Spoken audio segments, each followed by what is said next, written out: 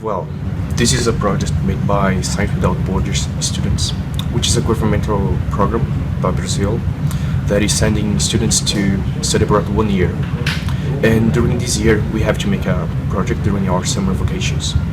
And this project intends to build a heart rate monitor using the principle of PPG, which basically sends light through the skin, and using a receptor we measure the amount of light reflected, and after each pulse the light changes, the amount of light and using this we can estimate the pulse rate.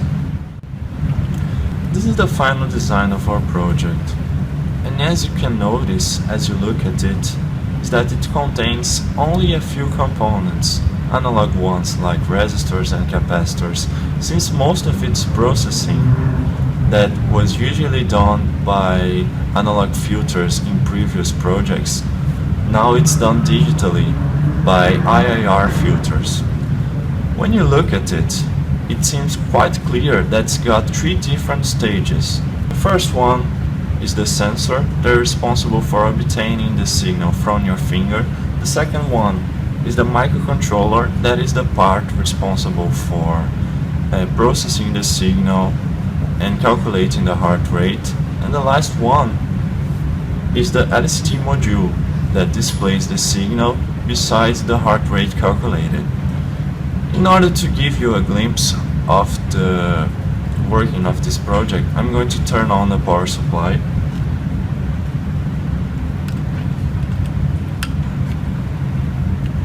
After about 2 seconds it displays the first screen, that is the introduction screen that presents our names and the supervisor name, Mr. Davis.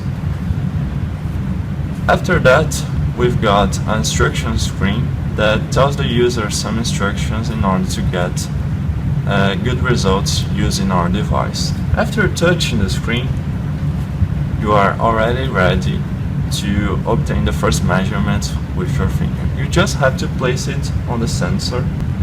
You can notice that the screen changes.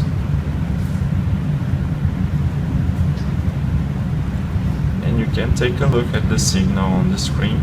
And about after 10 seconds it's going to display the first results.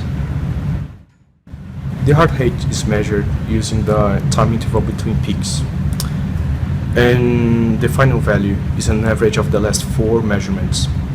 Every 2.5 seconds the number is updated, discarding the oldest value, and if for some reason it cannot be estimated, the number is shown in red instead of black.